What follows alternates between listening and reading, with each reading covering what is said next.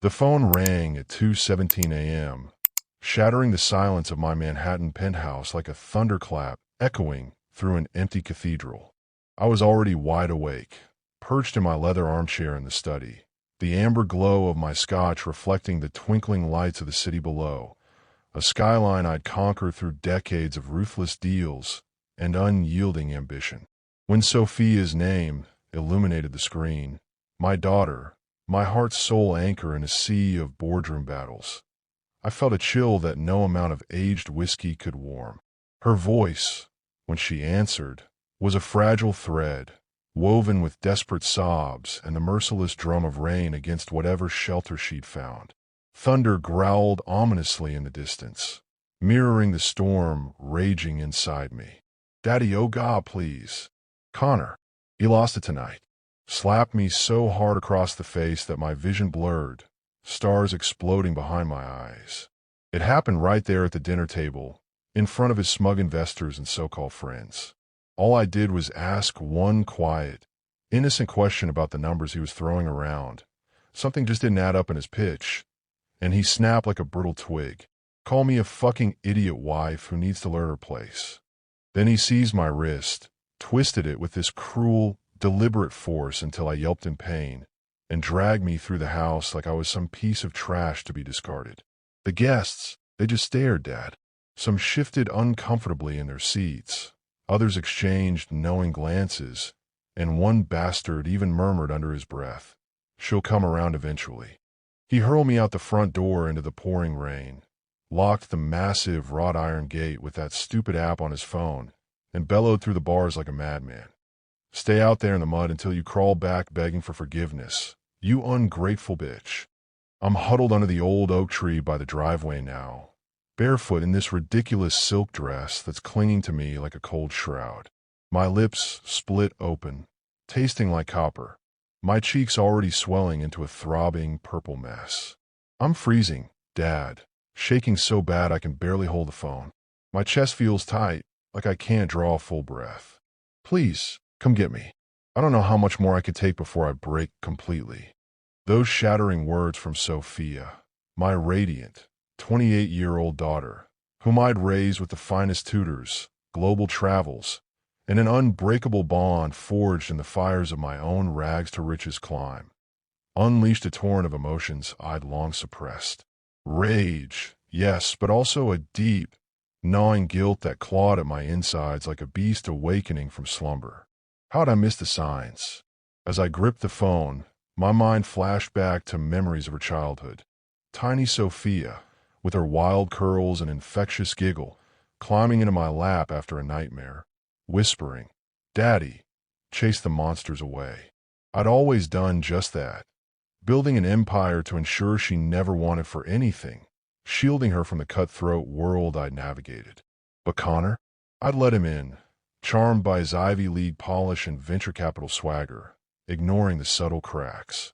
The way he'd interrupt her mid-sentence at family gatherings, dismissing her brilliant ideas with a condescending pat on the hand, the accidental bruises she'd explain away with flimsy stories about bumping into furniture.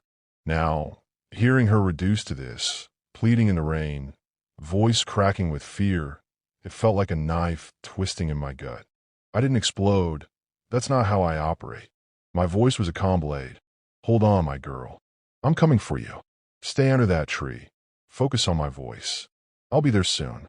Keys in hand, coat slung over my arm, I was out the door, the scotch glass shattering forgotten on the floor behind me. Hey, if that heart-wrenching opening has you gripping your seat already, take a quick pause, smash that subscribe button so you never miss another pulse-pounding story of raw justice and redemption. Hit the like if the drama's got you fired up, and drop in the comments right now. Where in the world are you watching from? Let me know. I read every single one and love hearing from you all. The drive to Greenwich stretched into an eternity of torment. Rain battering the windshield like accusatory fists, wipers slashing futilely against the deluge, lightning illuminating the highway in stark, judgmental flashes. 45 agonizing minutes where every mile dredged up more memories, more regrets. I recalled the day Sophia introduced Connor, 5 years ago at a rooftop soiree in the Hamptons. It was a balmy summer evening, fairy lights strung across the deck, champagne flowing like rivers of gold. She was 23 then, fresh out of Wharton with an MBA that outshone even my own street-smart education, her eyes alight with the thrill of independence. "Dad, meet Connor Whitaker," she'd said, linking her arm through his, her smile wide and genuine. He was the picture of East Coast privilege, tall, with perfectly coiffed hair, a custom Brioni suit hugging his athletic frame, and a handshake firm enough to impress but slick with entitlement. He regaled the crowd with stories of his Stanford days, his early VC wins funding the next big app that changed the world. I remember thinking he reminded me of myself at that age, hungry, sharp, but now in hindsight, I see the differences. My hunger was born of poverty, his agreed. "He's ambitious, Dad. Like you," she'd whispered later, as we watched the sunset over the Sound.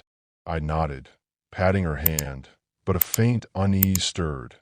His jokes about keeping the little lady in line during dinner laughed off as banter. How had I dismissed it? The wedding 2 years later was a spectacle. 300 guests at the plaza, her in a Vera Wang gown that cost more than my first property deal, me walking her down the aisle with a lump in my throat, whispering, "If he ever hurts you." She'd laughed it off. "He's perfect, Dad." But perfection cracked early, subtle at first, like hairline fractures in fine china. Canceled plans, her growing quietness, the way she'd flinch at loud voices. My empire, $320 million in real estate and private equity, built from a single rundown Brooklyn tenement I'd flipped at 22 after scraping through community college on scholarships, had taught me to spot weaknesses in deals, but I'd failed to see the predator in my own family, blinded by her happiness. Guilt mingled with fury, a toxic brew that made my knuckles white on the steering wheel. "How dare he?" I muttered to the storm. "How dare he touch what's mine?" As I navigated the slick roads, my phone pinged with another text from her. I can hear them inside, laughing, clinking glasses, like I'm invisible. It was a gut punch, fueling the resolve hardening in my chest. I dialed Marcus, my head of security, a stoic ex-Navy SEAL who'd saved my skin more than once during hostile takeovers overseas. His loyalty forged in the crucible of a botched deal in Dubai, where he'd pulled me from a collapsing negotiation turned ambush. "Greenwich Estate. Now, bring the full kit. Medical supplies, recording gear, the works. And wake Dr. Ellis. Tell her it's urgent. Family." His response was immediate. "No questions. En route, sir. ETA 20 minutes. True to form, his black SUV was idling a block away when I screeched to a halt at the gates, headlights cutting through the sheets of rain to reveal her fragile form. There she was, my Sophia, curled into a fetal ball under the ancient oak's sprawling branches, roots like gnarled fingers clutching the earth, much like I wanted to clutch her safety. That tree had been there since the estate's construction in the 20s, a silent witness to generations of wealth and woe. Now it sheltered my broken daughter. Her emerald gown, once elegant for the gala, chosen together during a shopping spree in Milan last spring, where we'd laughed over espresso about her power wife vibe, was now a sodden ruin clinging to her shivering body. Bare feet caked in mud, toes curled against the cold, arms wrapped tightly around her knees, as if holding herself together by sheer will. As I bolted from the car, rain drenching me in seconds, the sight up close nearly broke me. The angry red imprint of his hand morphing into a deep bruise across her high cheekbone. Her lip puffed and crusted with blood that smeared in rivulets down her chin, mixing with tears and rainwater. Her eyes, those vivid green orbs that had always held a spark of defiance, inherited from her mother, were haunted now, shadowed by betrayal and pain, the whites bloodshot from hours of crying. "Dad," she whimpered, unfolding like a wilted flower as I knelt in the muck, pulling her into my embrace. She collapsed against me, her sobs racking her frame with violent tremors, as if the dam of pent-up terror had finally burst. It hurt so much, not just the slap, but everything. The way he looked at me, like I was nothing, Dad, less than nothing.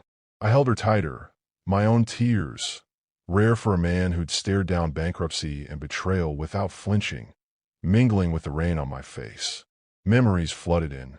Sophia at 10, winning her first debate tournament, beaming as I lifted her onto my shoulders in the crowded auditorium, the crowd's applause drowning out my proud shouts. At 18, graduating summa cum laude from Yale, her valedictorian speech, quoting my own mantra, "Strength isn't in the strike, but in the rise," delivered with a poise that brought the audience to their feet. Now this, reduced to a quivering shadow by a man I trusted.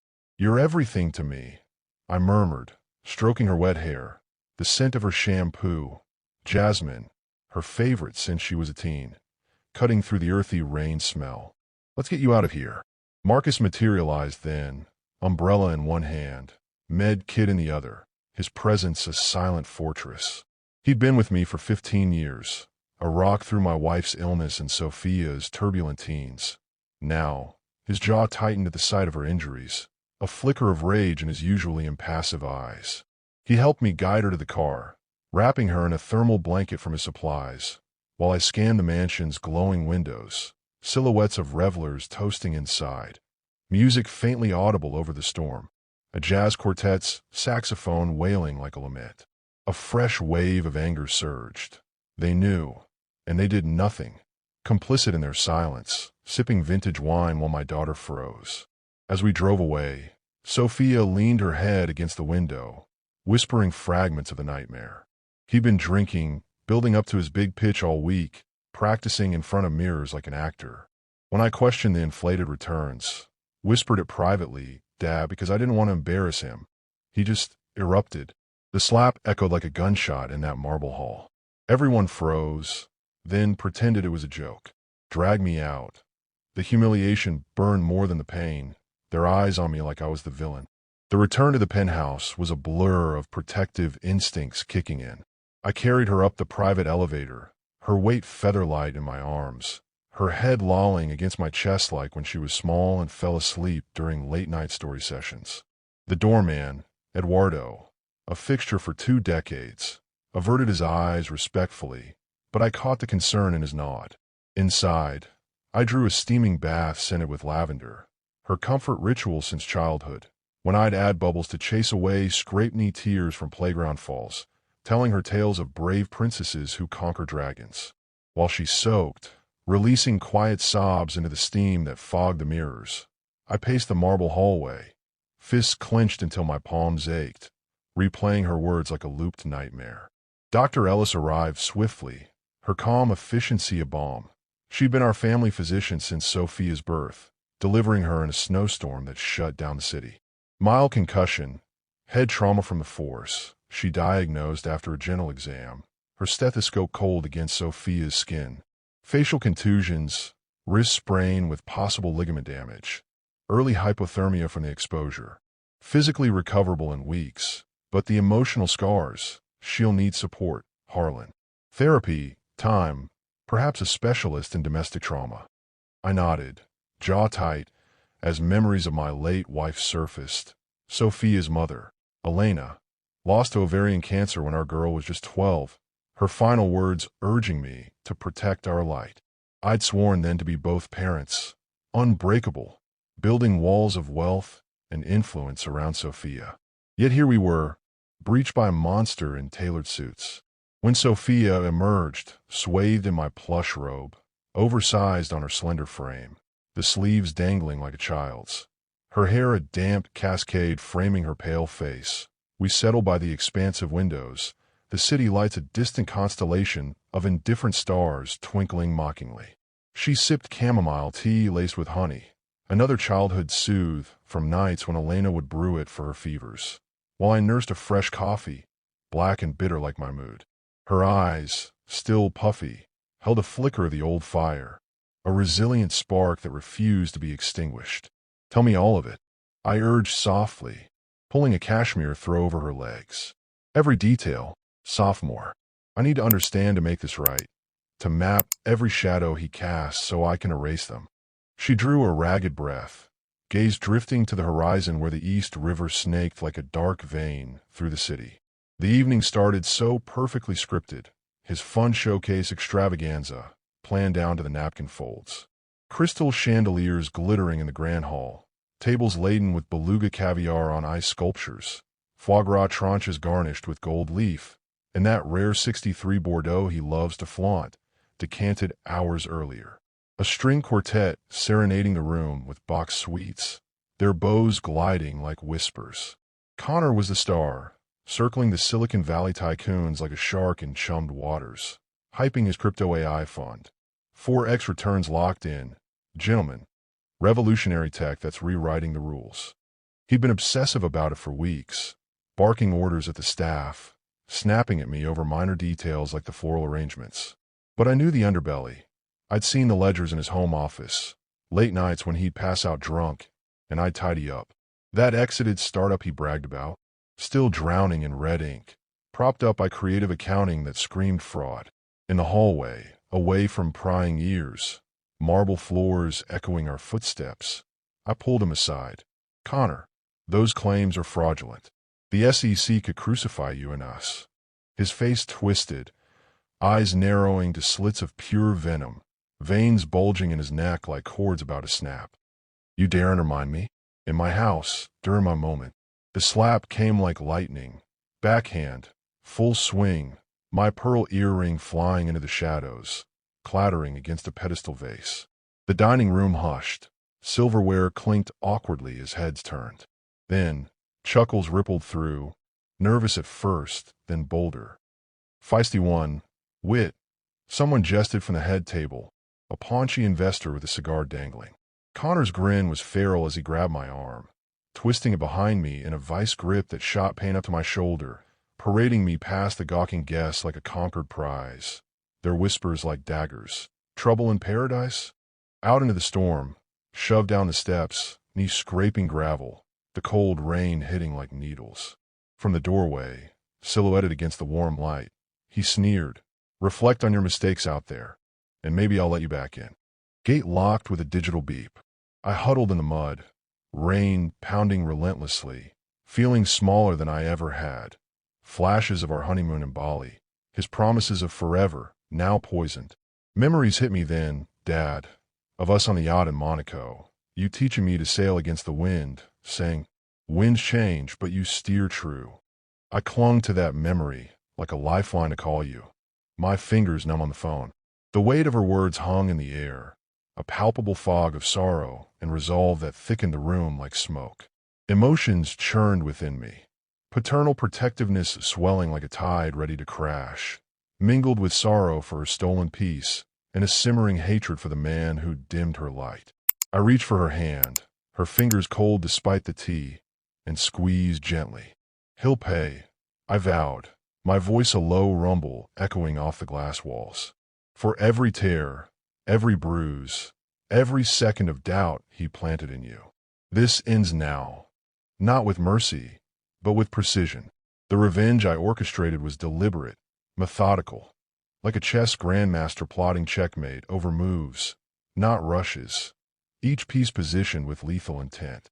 It began at dawn, with Sophia finally asleep in the guest suite, her breathing steady under the painkillers Dr. Ellis prescribed, the room softly lit by a nightlight I'd kept from her childhood.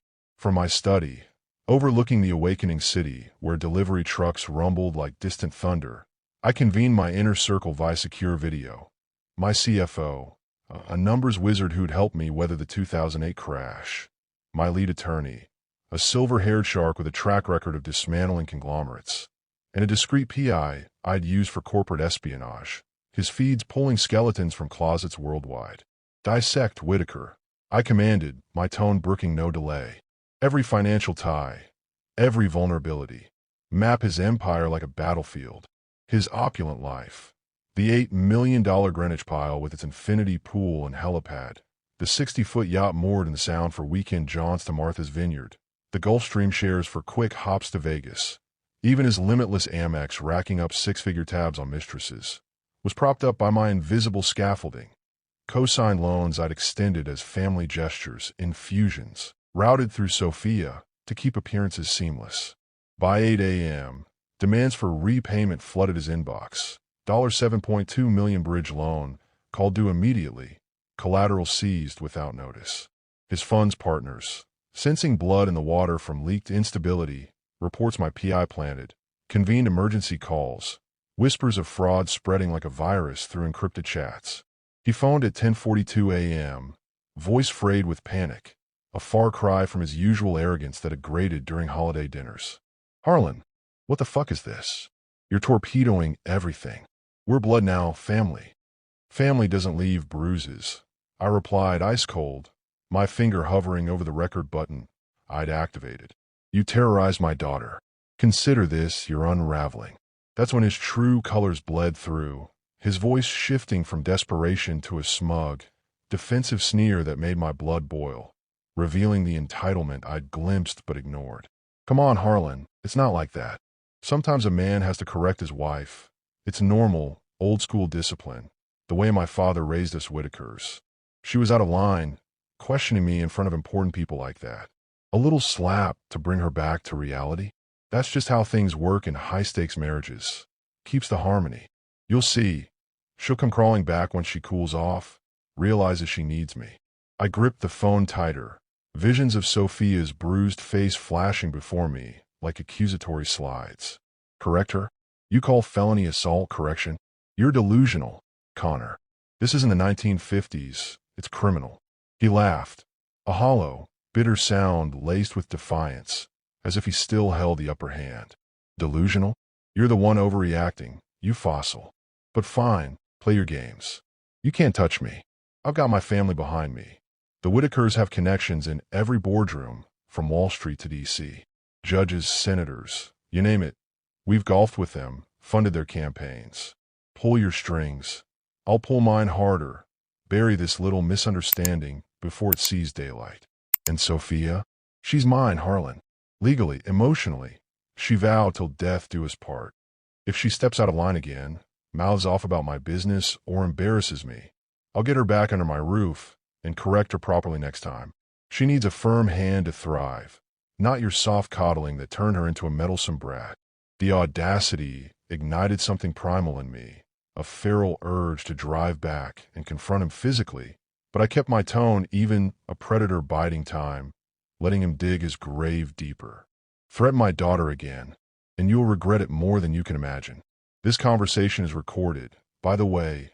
Every word, every twisted justification. Sleep on that. You entitled prick. I hung up, heart pounding, and immediately forwarded the audio to my attorney. More ammunition for the arsenal. His words a gift-wrapped confession of intent and lack of remorse. That call shifted my strategy from surgical to scorched earth. No quarter given. By afternoon, he appeared at my building, disheveled in yesterday's rumpled suit, stains from last night's Bordeaux visible on the lapel, eyes bloodshot from a sleepless night of frantic damage control calls to his connections. Security ushered him to my office under guard, Marcus flanking him like a shadow, his bulk a silent warning. Connor paced like a caged animal, sweat beading on his forehead despite the air-conditioned chill, his usual swagger cracked but not broken. You can't do this, old man. My family's influence. We've got pull that makes your little empire look like pocket change. Senators on speed dial, judges who owe us favors from campaign donations. You think you can bankrupt me? I'll sue you for interference, drag Sophia through the mud in court, paint her as unstable. Hell, I'll have her committed if I have to. Hysterical woman syndrome still plays in some circles. I leaned back in my chair, steepling my fingers, letting the silence stretch until he fidgeted. Then I slid over a transcript of my call with his patriarch, the elder Whitaker, a grizzled tycoon I'd crossed paths with in the 90s during a hostile merger. Your father heard the recording, Sophia's sobs in the rain, detailing your cruelty, and now your own words about correcting her. He wept, Connor. Actual tears from a man who built his fortune on steel nerves. Called you a stain on the Whitaker name. A disgrace who'd tarnish the legacy. Trust frozen. Account severed. You're cut off, drifting alone. No more daddy's safety net. He blanched, face draining of color like sand through fingers, collapsing into a chair with a thud, emotions flashing across his features, denial flickering like a faulty bulb, rage contorting his mouth into a snarl, then raw desperation pooling in his eyes as reality sank in. Please, I'll change. Counseling, anger management, Whatever it takes. Don't destroy me. Think of Sophia. She'll hate you for this. You destroyed yourself the moment you raised your hand and threatened to do it again. As security hauled him away, Marcus's grip firm on his arm, his bellowed curses echoed down the hall. You'll regret this, Harlan. I'll come back stronger. But they were the wails of a falling man, empty echoes in a crumbling tower. Little did he know, his bravado about connections had sealed his fate. I'd already tipped off my own network in those same circles. Discreet emails with audio clips circulating among the elite, painting him as a volatile liability no one wanted near their deals or daughters. If you've ever longed for someone to step in and shield you from the darkness like Harlan did for Sophia, or if you've ever summoned the courage to protect a loved one from a predator hiding in plain sight, drop one single word in the comments. Protect. Just that. Let's see how many of us are standing strong together out there. The social demolition was slower, more insidious, like poison seeping through veins, administered drop by drop, until the body politic rejected him entirely. I attended a high society auction that weekend at Sotheby's, mingling with the same elite who'd witnessed his outburst. Billionaires in tuxedos bidding on Picassos and vintage wines, their conversations laced with gossip like fine lace. Over aged scotch in private lounges, the air thick with cigar smoke and whispered secrets. I shared curated evidence. The police report Marcus had filed at dawn, complete with timestamp photos of Sophia's injuries that I'd had professionally documented. Anonymous tips from estate staff about prior incidents, shouts behind closed doors that shook the crystal, her muffled cries during arguments that left marks hidden on her long sleeves. One butler, loyal to Sophia since her move-in, had slipped me recordings of Connor's rants, his voice slurred with liquor. You're lucky I keep you around, you ungrateful cow. Whispers evolved into outright shunning. Gala invites rescinded via polite emails citing scheduling conflicts, country club memberships revoked with board votes stacked against him, LinkedIn endorsements vanishing like smoke as former colleagues distanced themselves.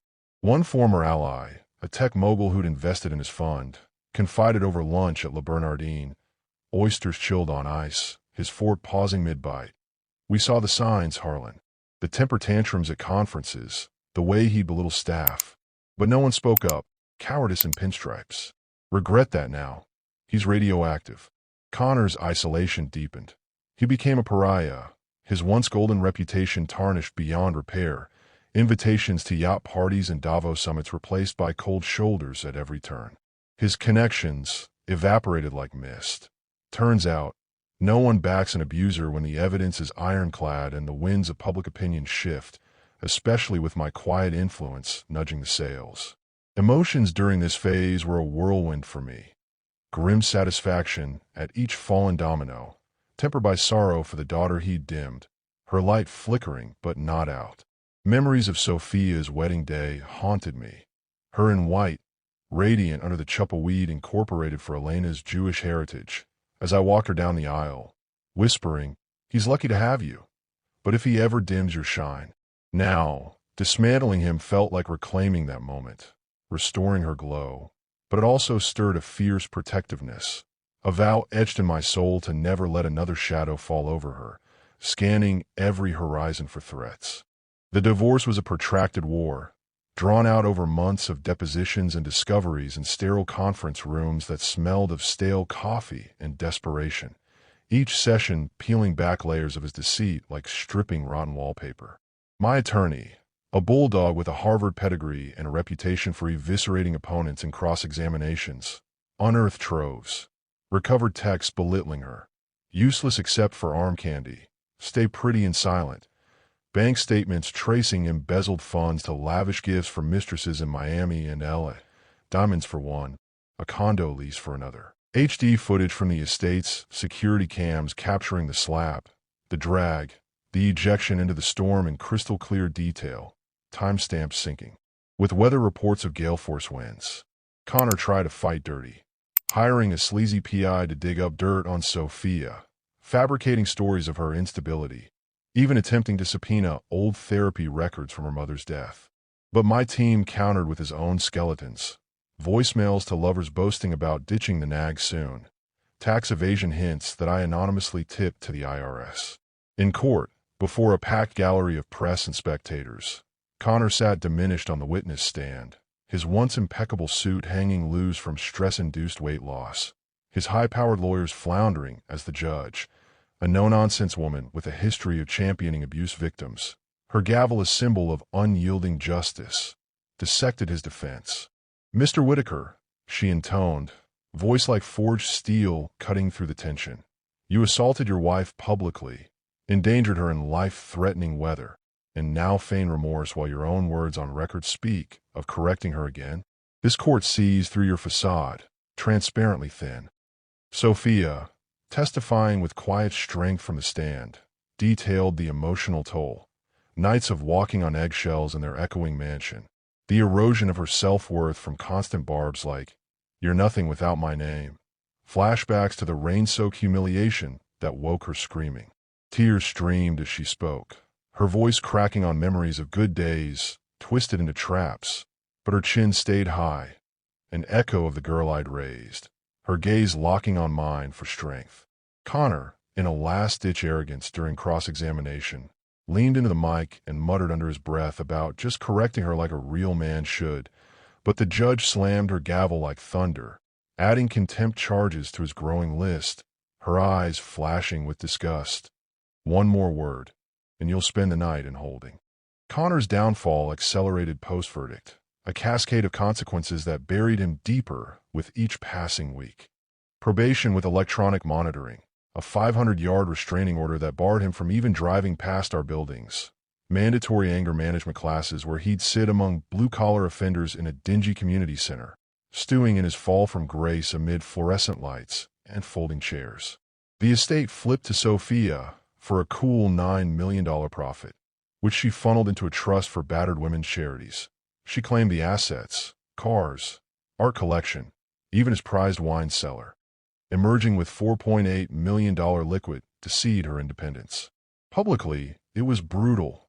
Paparazzi ambushing him during the U-Haul move-out, rain mirroring that fateful night as he loaded boxes alone, his designer clothes muddied, headlines blaring across page 6 in Forbes, from penthouse to pavement.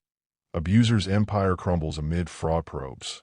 Social media dissected him relentlessly, threads analyzing his toxic masculinity, with millions of views, viral videos of his awkward Uber encounters where riders recognized him mid-ride, whispering, "That's the slap guy.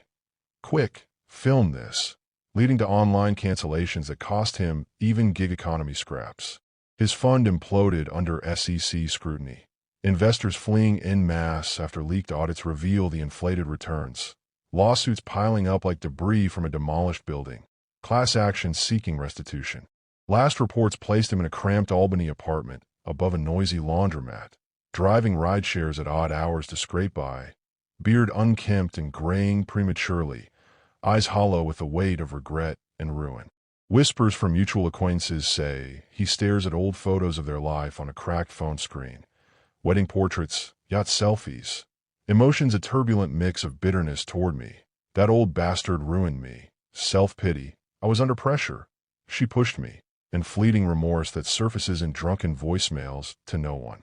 Attempts to reach out to Sophia, blocked emails pleading for one more chance to correct things and make it right, only reinforced the restraining order, landing him in hot water with probation officers who revoke privileges, confining him further. He even tried a desperate appeal, claiming cultural differences in marriage norms, but the courts laughed it off, slapping him with additional fines. For Sophia, healing was a slow bloom, layered with triumphs and tender moments that rebuilt her spirit brick by brick, a garden emerging from scorched earth. The Tribeca loft became her haven, sun-drenched walls adorned with abstract art she painted during therapy sessions, each stroke a release of pent-up fury and fear, canvases splashed with bold reds for anger and soft blues for emerging peace. Bookshelves filled with empowerment tomes like The Body Keeps the Score, and Why Does He Do That? Dog-eared pages marked with notes in her neat script. Therapy unearthed buried emotions in weekly sessions with a specialist in narcissistic abuse. Raw anger at herself for staying too long, replaying the gaslighting that made her doubt her own sanity. profound grief for the fairy tale love she'd chased, mourning the illusion of the man she'd married.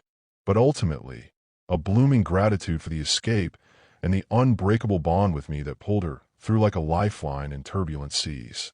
I feel free, Dad, she confessed over one Sunday dinner in my penthouse, roast chicken steaming between us. Her recipe now, infused with herbs from her new balcony garden. Her laughter genuine for the first time in years, echoing off the walls like music. Like I can breathe again, without looking over my shoulder, without second-guessing every word. Memories still sting. The good days on Paris boulevards, hand in hand under the Eiffel Tower's glow, now tainted by the realization they were manipulations to keep her compliant. But they faded against her newfound strength, replaced by visions of a future she controls, unscripted and bold. Now, she's not just thriving, she's soaring, a phoenix in full flight. Her agency, Sophia Strategies, has expanded into a powerhouse for ethical investments, consulting for Fortune 500 companies wary of shady deals. She turns them down with a firm, "No, thanks." I've seen where that leads, her voice steady in boardrooms, eyes sharp as she dissects proposals with the acumen I always knew she had. She's hired a team of like-minded women, many survivors themselves, creating a supportive ecosystem that buzzes with innovation. Last quarter, they secured a $50 million deal for a green tech startup. Her name splashed in industry mags as the ethical disruptor. She's dating Ethan, a soft-spoken architect with a gentle soul and kind eyes, who surprises her with rooftop sketches of dream homes overlooking the Hudson and listens to her ambitions without interruption, treating her like the queen she is. Their first date was a quiet picnic in Central Park, where he read her poetry instead of boasting, a stark contrast that made her heart open slowly. Their laughter fills our weekly brunches at a cozy spot in the village. She teases my dad bod and my reluctance to try her vegan experiments like kale smoothies, while I rib her about her millennial lingo, ghosting, bad clients, and her endless podcasts on resilience and mindfulness. Emotions now, pure empowerment that radiates from her like sunlight, unfiltered joy in simple things like morning runs along the river, a quiet peace that settles over her like a warm blanket. She's volunteered at women's shelters, sharing her story anonymously in group sessions to inspire others, turning her pain into purpose. One woman told her, "Your strength gave me the courage to leave," and Sophia wept happy tears that night.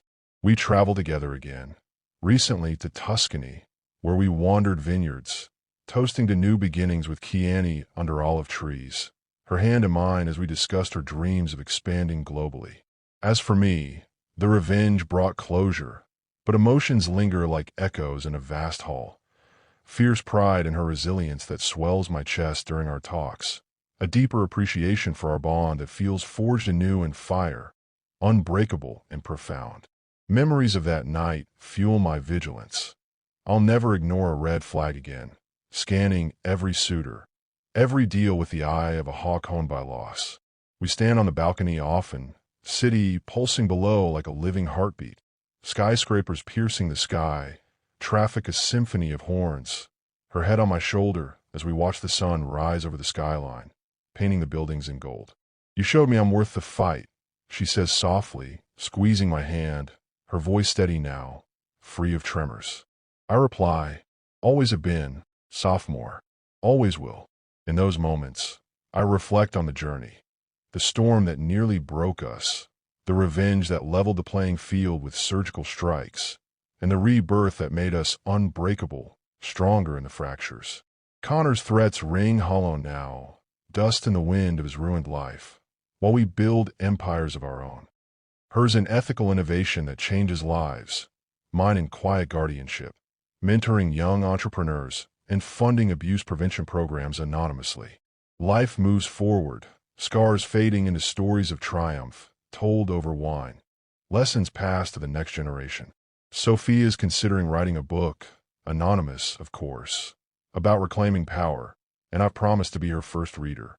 The world spins on, but for us, the horizon is bright, unshadowed, a testament to justice not just served, but savored. If this drawn-out tale of drama, downfall, and defiant rebirth has you reflecting on your own battles, Hit that subscribe button right now for more epic stories of justice served cold. Turn on notifications. Plenty more where this came from. Stay resilient out there.